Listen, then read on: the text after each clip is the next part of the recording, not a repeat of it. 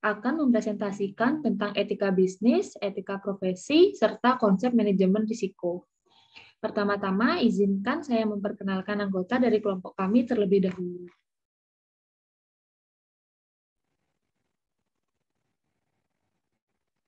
Kelompok 7 terdiri dari 4 orang. Yang pertama ada Gusti Putu Wulandari NPM 049, yang kedua Winardi Dwisa Putri NPM 055, yang ketiga ada Gita Nandini NPM 030, dan yang terakhir ada Alipia Zahra NPM 054.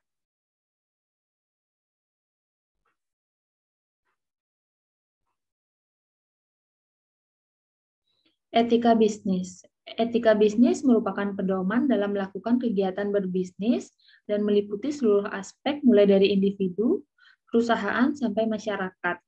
Etika bisnis dalam sebuah perusahaan dapat membentuk suatu norma dan perilaku dalam membina hubungan yang sehat di dalam lingkungan kerja, dan juga hubungan sehat antara pedagang dan mitra kerjanya. Etika bisnis dianggap mampu menjadi standar kerja dan pedoman mulai dari pimpinan sampai karyawan untuk menjalankan pekerjaan sehari-hari, karena dalam berbisnis tidak cukup hanya mengandalkan kecerdasan, keterampilan, atau kepiawaian teknis saja. Selanjutnya akan dipresentasikan oleh teman saya. Di sini saya akan melanjutkan presentasi dari Gita. Etika profesi. Etika profesi adalah sikap hidup berupa keadilan untuk dapat atau bisa memberikan suatu pelayanan profesional terhadap masyarakat itu dengan penuh ketertiban, juga keahlian, yakni sebagai pelayanan dalam rangka melakukan tugas yang merupakan kewajiban terhadap masyarakat. Etika profesi berperan ialah sebagai sistem norma, nilai, serta aturan profesional dengan secara tertulis, yang dengan tegas menyatakan apa yang benar atau baik, serta apa yang tidak benar atau tidak baik bagi seorang profesional.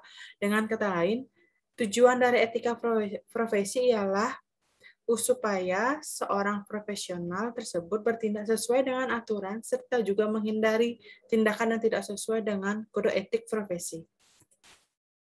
Konsep manajemen risiko. Manajemen risiko adalah pendekatan terstruktur atau metodologi dalam pengelolaan ketidakpastian yang berkaitan dengan ancaman, rangkaian aktivitas manusia, termasuk penilaian risiko, pengembangan strategi untuk mengelola, dan mitigasi risiko dengan menggunakan pemberdayaan atau pengelolaan sumber daya. Pendekatan sistematis mengenai risiko dibagi menjadi 3 step utama, yaitu yang pertama, identifikasi risiko, yang kedua, analisis dan evaluasi risiko, yang ketiga, respon atau reaksi untuk mengurangi risiko tersebut. Selanjutnya akan dilanjutkan oleh teman saya. Selanjutnya, itu ada pemahaman lingkungan bisnis. Lingkungan bisnis adalah jumlah total dari semua individu, institusi, dan kekuatan lain yang berada di luar kendali perusahaan. Namun, bisnis masih bergantung pada mereka karena telah mempengaruhi kinerja keseluruhan serta keberlanjutan bisnis. Memahami lingkungan bisnis. Untuk memahaminya, harus lebih dulu menganalisis setiap elemen yang ada dalam istilah ini. Pertama, istilah lingkungan bisa dipahami sebagai sesuatu yang mengelilingi atau kondisi aktivitas spesifik yang tengah berlangsung. Kedua, karena kita tahu perusahaan bisnis ada entitas sosial yang dibuat berdasarkan struktur hierarkis yang dimana setiap orang teraktivasi bersama untuk mencapai tujuan kolektif.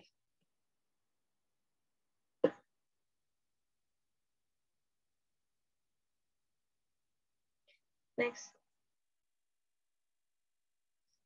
Selanjutnya itu ada manajemen risiko tradisional dan modern. Perusahaan melaksanakan sistem manajemen risiko yang terintegrasi dengan tujuan untuk memastikan pencapaian tujuan perusahaan. Perusahaan juga melibatkan seluruh karyawan dalam menjalankan manajemen risiko agar seluruh karyawan dapat memberikan kontribusi dalam mengelola risiko dan memberikan masukan yang berguna untuk pencapaian tujuan perusahaan. Risiko-risiko yang dihadapi oleh perusahaan. Upaya pengelolaan risiko dilakukan oleh perusahaan dengan diawali tahapan identifikasi risiko sehingga perusahaan dapat menentukan upaya pengelolaan risiko secara tepat. Berikut adalah risiko dan upaya pengelolaan risiko yang dilakukan oleh perusahaan. Yang pertama, risiko persaingan usaha. Kedua, Risiko perubahan atas kebijakan atau peraturan pemerintah. Ketiga, risiko kegagalan dalam pengembangan toko. Keempat, itu ada risiko keterlambatan distribusi barang oleh pemasok. Selanjutnya dibacakan oleh teman saya, Zara. Baik, selanjutnya yaitu peraturan terkait manajemen risiko. Peraturan Menteri Pendayagunaan Aparatur Negara dan Reformasi Birokrasi Republik Indonesia Nomor 5 Tahun 2020 tentang pedoman manajemen risiko sistem pemerintahan berbasis elektronik.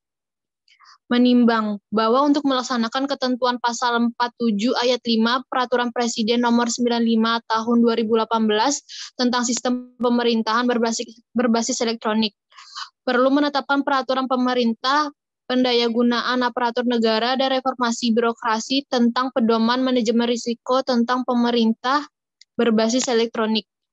Mengingat yang pertama yaitu pasal 17 ayat 3 Undang-Undang Dasar Negara Republik Indonesia tahun 1945. Yang kedua, Peraturan Presiden Nomor 47 tahun 2015 tentang Kementerian Pendayagunaan Aparatur Negara dan Reformasi Birokrasi atau Lembaran Negara Republik Indonesia tahun 2015 nomor 89. Yang ketiga yaitu Peraturan Presiden nomor 95 tahun 2018 tentang sistem pemerintahan berbasis elektronik atau Lembaran Negara Republik Indonesia tahun 2018 nomor 182.